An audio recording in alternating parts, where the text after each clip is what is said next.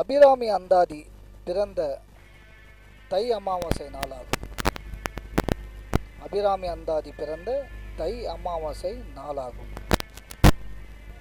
சோழவ நாட்டில் காவேரி கரையில் உள்ள சிற்றாலயங்களில் ஒன்று திருக்கடையூர்.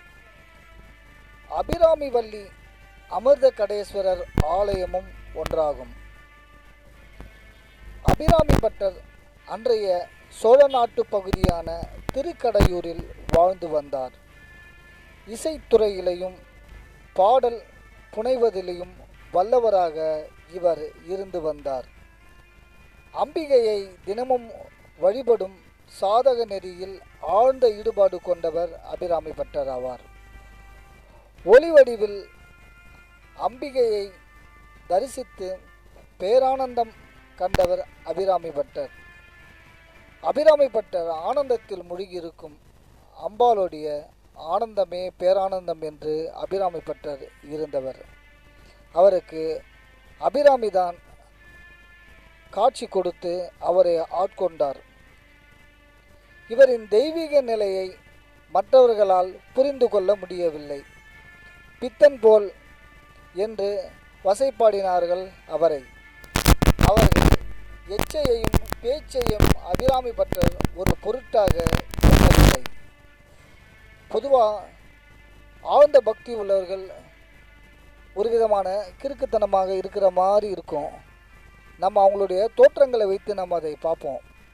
அதனால் அவருடைய உள் உணர்வுகளை நாம் எப்போதும் புரிந்து கொள்வதே கிடையாது. அந்த காலத்தில் தஞ்சையை தலைநகராக கொண்ட மகாராஷ்டிரா வம்சத்தை சேர்ந்த முதலாம் சரபோஜி மன்னர் ஆண்டு வந்தார்.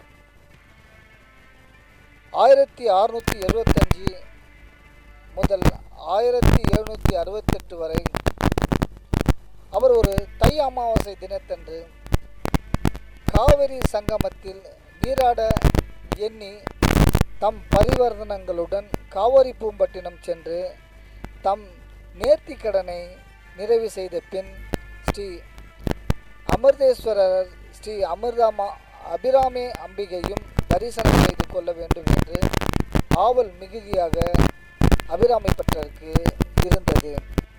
அவர் திருக்கடையூர் சென்று அங்கு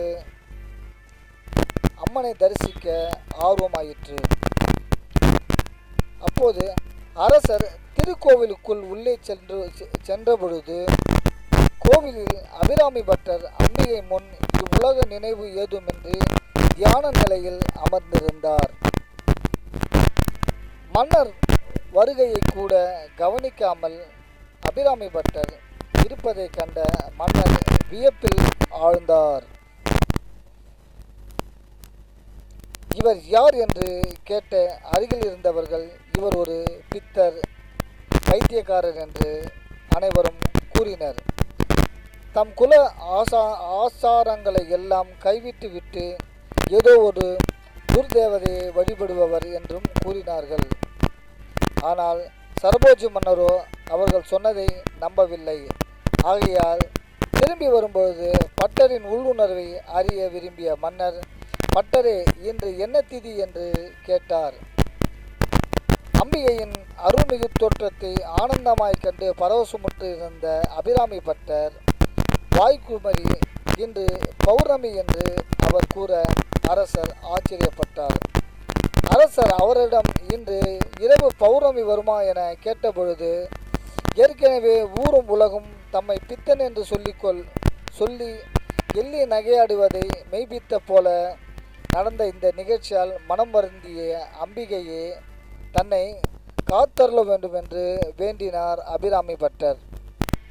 வாய் தவறி சொன்ன அந்த பௌர்ணமி நாள் அன்று முழு அமாவாசை. ஆனால் அவர் பௌர்ணமி என்று கூறியதை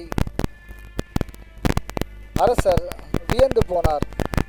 அபிராமி சந்நிதி முன் ஒரு ஆழமான ஒரு குழியை வெட்டி அதில் விறகை அடுக்கி அதற்கு மேல் விட்டமும் 100 கயிறுகளான உரிபடியும் கட்டி அதன் அமர வைத்திருந்தார். அரசர் அவருக்கு ஆணையிட்டார். இன்னைக்கு பௌர்ணமியாக இருக்கணும், நிலவு வரணும், அப்படி இல்லைன்னா உங்கள் தலையை வந்து துண்டிச்சிடுவோம் அப்படின்ட்டு சொல்கிறார். அப்போ வந்து ஊர் மக்கள் சொன்ன மாதிரி ஒரு பைத்தியக்காரு, இவர் வந்து அபூர்வ புருஷர் கிடையாதுன்ட்டு சொல்கிறாங்க. அம்பிகை எனக்கு காட்சி கொடுத்த இந்த பழியை நீக்காவிட்டால் என் உயிரை விடுவேன் என்று சபதம் செய்துவிட்டு அபிராமி அந்தாதியை பாட ஆரம்பித்தார் அபிராமி பட்டர். உதிக்கின்ற செங்கதிர் என்று ஆரம்பிக்கும் இந்த அந்தாதி பாடல்கள் ஒவ்வொரு பாட்டின் இறுதியிலையும் உரியின் ஒவ்வொரு கயிறையும் அருந்து கொண்டே வந்தது. அப்போது 79வது பாடலாகிய விலைக்கே அருளுண்டு அபிராம வள்ளிக்கும் வேதம் சொன்ன வழிக்கே வழிபட நெஞ்சுண்டு எமக்கள் வழிக்கிட்ட பழிக்கே சூழ்ந்து வெண்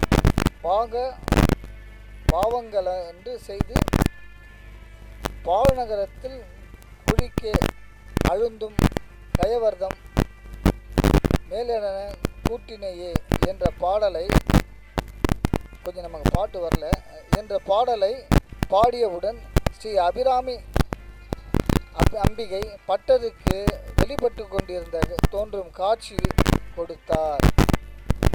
தன் தாடகங்கள் என்னும் தோடினை எடுத்து வானவீதியில் தவழவிட்டார் அபிராமி. அந்த தடாகங்கள் வானில் மிதந்து பல கோடி நிலாக்கள் ஒன்று கூடி ஒளியை பொதிந்து பௌர்ணமி போல் பிரகாசித்து ஜொலித்தது. அவர் பட்டரிடம், நீ வாய் தவறி மன்னரிடம் கூறிய சொல்லையும் மெய்யே என நிரூபித்தேன் என தொடங்கிய அந்தாதியை தொடர்ந்து பாடு என்றார். அம்பிகை அருள் பெற்ற அபிராமி பட்டர் பரவசமுற்று அதோடு தம் அனுபூதி நிலையை வெளிப்படுத்தும் அந்தாதி பாடலை பாடி நிறைவு செய்தார்.